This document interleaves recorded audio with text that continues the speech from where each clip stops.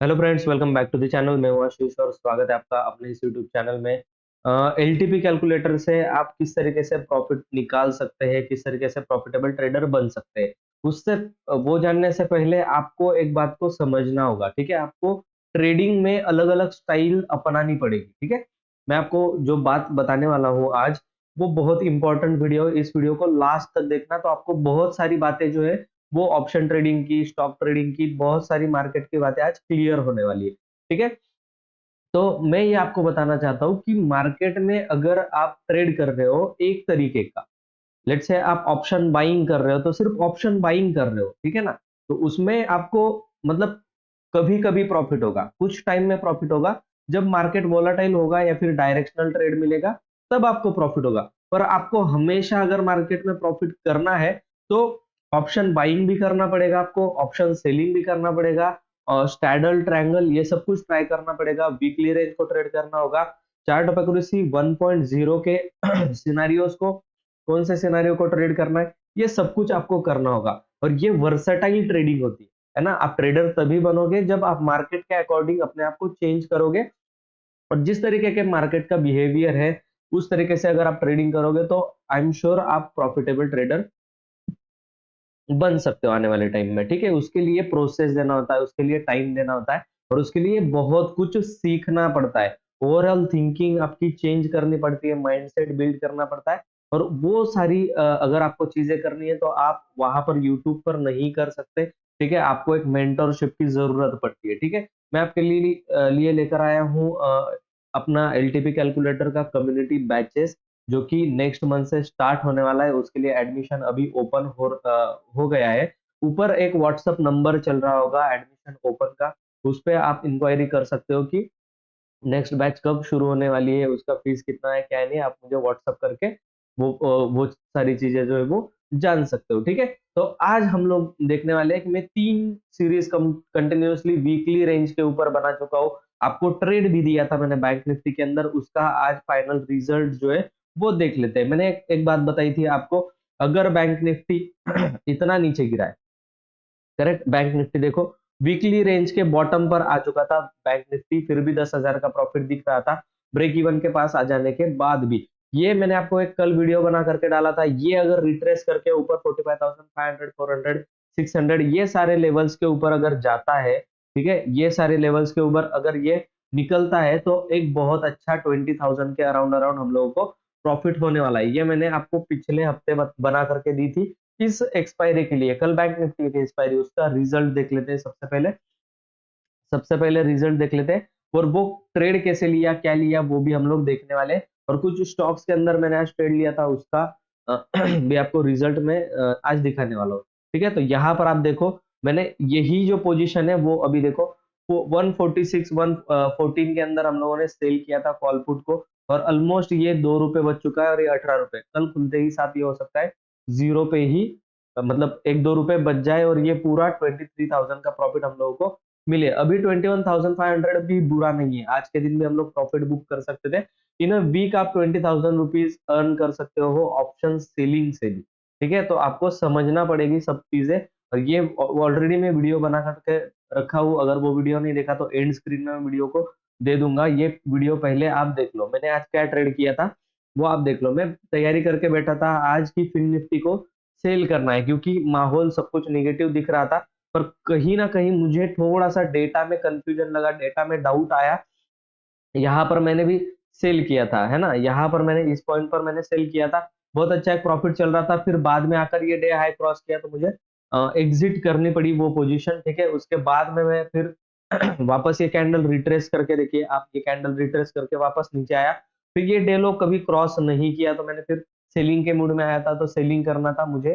फिर ये इंटरेस्टिंग नहीं लगा, फिर उसके बाद मैंने इसको छोड़ दिया। उतने टाइम में जहां पर मेरा एसएल गया, मैंने ओलेक्ट्रा ग्रीन टेक का एक ट्रेड को देखा था। और मैं जब स्टॉक गिरता है ना, तो वो मेरी नजर में सबसे पहले मैं उसको आइडेंटिफाई करता हूँ कि कौन सा फंडामेंटली स्ट्रॉन्ग कंपनीज या फिर फ्यूचर टेक कंपनी जो है वो मार्केट में गिर रही है। ठीक है, यहाँ से आप अगर देखें, यहाँ से, है ना, कंप्लीट ये हाई लगाया ओलेक्ट्रा ग्रीन टेक ने आज का, कंप्लीट कैंडल ये ऊपर जा रही थी, वहां से ये रिट्रेस होकर के निगेटिव में जब गया, तब मेरी नजर इस पे आ गई थी। तब तक मेरा ऑप्शन का जो स्टॉप लॉस है वो भी पोजीशन में दिखा देता हूँ पहले, नहीं तो फिर आप बोलोगे पोजीशन नहीं दिखाई। ठीक है, ये फिन निफ्टी में मैंने कॉल सेल किया था, इसका एक छोटा सा स्टॉप लॉस गया। ये हेजिंग के लिए मैंने कुछ पुट बाय किया था सेम क्वांटिटी मार्जिन बेनिफिट लेने के लिए।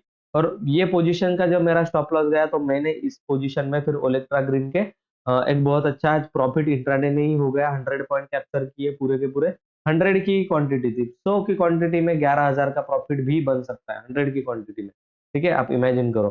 ठीक है, तो ये लॉस प्रॉफिट काट करके फिर 9,800 रुपए हमारे हाथ में है। सब कुछ ब्रोकरेज वगैरह काट के 9,500 रुपए हमारे हाथ में आने वाले हैं। करेक्ट, तो ये ट्रेड कैसे लिया मैंने। ठीक है, ये मूविंग एवरेजेस मैंने कुछ लगाए जो कि मैं आपको कम्युनिटी बैचेस में भी सिखाता हूँ। कम्युनिटी बैचेस में एलटीपी कैलकुलेटर सब कुछ सिखाता हूँ, है ना। आपको अगर सीखना है तो आप मेरे साथ आ सकते हो। ये एक कैंडल इतनी बहुत अच्छी ऊपर की लेवल पे गई थी, बहुत ऊपर गई थी, पूरा रिट्रेस करके नीचे की तरफ क्लोजिंग दिया। इसका मतलब क्या है, ये नेगेटिव बन चुका है। करेक्ट, यहाँ से फिर एक फॉल आया, उसके बाद मैंने ओलेक्ट्रा ग्रीन को पहले ग्रीन में देखा था लिस्ट में मेरे, फिर ये रेड में कन्वर्ट हुआ। ठीक है, तो मुझे थोड़ा सा डाउट आया, फिर मैं चार्ट के अंदर गया तो इतनी बड़ी ये कैंडल बनी हुई है, और मैं 3 मिनट में ही इस तरीके के स्टॉक जो है वो आइडेंटिफाई करता हूँ, उसके अंदर कैप्चर करने की कोशिश करता हूँ। ठीक है, ये जब तक गिर रहा था तब तक मैंने इसको गिरने दिया। ठीक है, यहाँ तक ये आया, फिर एक ग्रीन कलर की कैंडल बनी 3 मिनट के अंदर।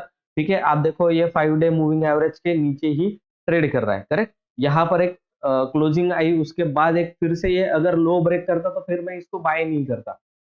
ठीक है, आप प्राइस एक्शन को समझो। इसने फिर ये लो ब्रेक नहीं किया, यहां से जब ये रिट्रेस करके ऊपर की तरफ जा रहा था तो समवेयर अराउंड यहाँ पर 1863 के अंदर मैंने इसको बाय किया। आपको मैं ऑर्डर बुक भी दिखा देता हूँ कि कहाँ पर मैंने इसे बाय किया है। करेक्ट, यहाँ पर देखो ये फिन निफ्टी का ट्रेड है, ये भी फिन निफ्टी का, ये एसएल वगैरह मैंने रखे हैं, ये सारे हिट हुए मॉर्निंग के अंदर। उसके बाद मैंने 9:30 को ठीक है 9:30 को 100 क्वांटिटी जो है वो 163.74 के अंदर बाय किया। मतलब कौन सी प्राइस आप देख रहे हो, ये वाली प्राइस 163 के अंदर। जब ये कैंडल पूरी की पूरी निगेटिव जा रही थी, उसके बाद ये रिटर्न करके ग्रीन में कन्वर्ट हुई, तब मैंने बाय किया, और यहाँ मेरा नीचे का एसएल था। इतनी शार्प एंट्री करनी होती है, तब जाकर के आपको बॉटम कैप्चरिंग समझ में आएगा। अगर उसके बाद ये घूम करके फिर मेरा एसएल हिट करके नीचे जाता, दैट्स फाइन, कोई दिक्कत नहीं। 1,500 रुपए का मेरा स्टॉप लॉस था, बहुत बड़ा स्टॉप लॉस नहीं। 11,000 के प्रॉफिट के सामने 1,500 रुपए का स्टॉप लॉस कुछ भी नहीं होता है। आप यकीन मानो, बहुत अच्छा रिस्क रिवॉर्ड रेशो है। ठीक है, तो आप अगर रिस्क रिवॉर्ड रेशो की अगर बात करें तो जहां पे मेरा बाइंग है और जिस पोजीशन पे मैं थोड़ा सा जल्दी निकल गया, क्योंकि बाहर भी जाना था मुझे, तो इसके लिए मैं थोड़ा सा जल्दी निकल गया। यहाँ पर फिर भी मैं लास्ट तक रुका रहा, यहाँ कहीं पर मेरा जो बाइंग है वो यहाँ पर है। और स्टॉप लॉस जो है वो मेरा 16 रुपए के करीब करीब स्टॉप लॉस बना हुआ था, और मैंने समवेयर अराउंड 75 में एग्जिट किया है उसको।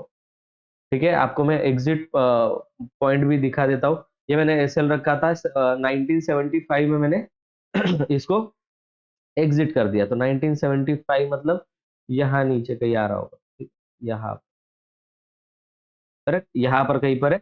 तो आप देखो रिस्क रिवॉर्ड रेशो कितना बन रहा है।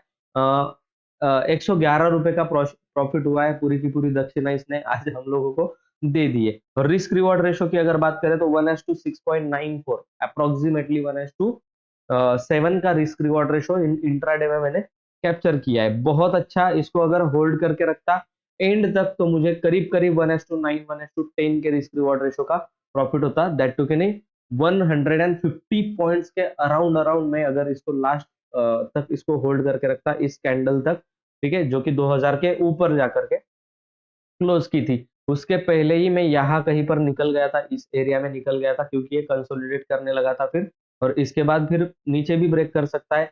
वैसा कोई दिक्कत नहीं था, होल्ड भी कर लेते। ठीक है, क्योंकि कैश में लिया गया था।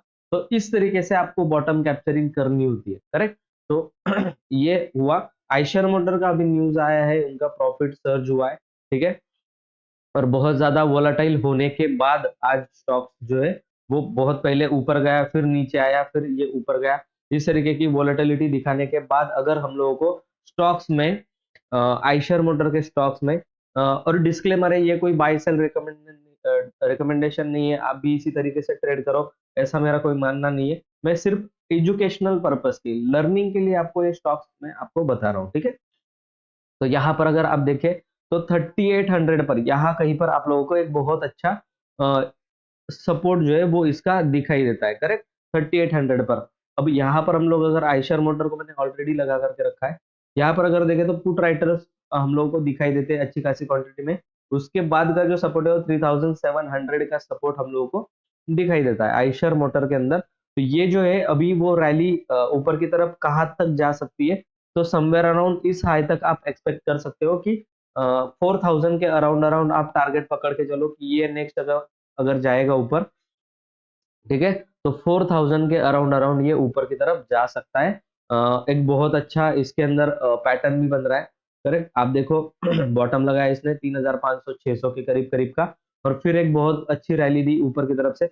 अभी ये कंसोलिडेट कर रहा है, ठीक है। प्रॉफिट का मतलब रिजल्ट का वेट हो रहा था, प्रॉफिट कितना बढ़ता है, क्या बढ़ता है, लॉस में जाती है कंपनी, ये सब कुछ। इसके बाद अभी दो चीजें हो सकती है, ये एक तो नीचे आ सकता है 37,000 तक भी नीचे आ सकता है, या फिर ये यहाँ तक अगर हम लोगों को मिला तो यहाँ पर हम लोग बाय करेंगे, और ऊपर की तरफ 200 पॉइंट का हमारा टारगेट रहेगा, दैट टू बी 4000। ये 4000 को भी ब्रेक करके ऊपर की तरफ जा सकता है, जैसे कि आज मार्केट में हम लोगों को स्ट्रेंथ दिखी। निफ्टी भी 127 पॉइंट ऊपर जाकर के बंद किया है, बैंक निफ्टी भी 600 पॉइंट ऊपर जाकर के आज बंद किया है। इसका मतलब मार्केट ने अभी स्ट्रेंथ नहीं छोड़ी है।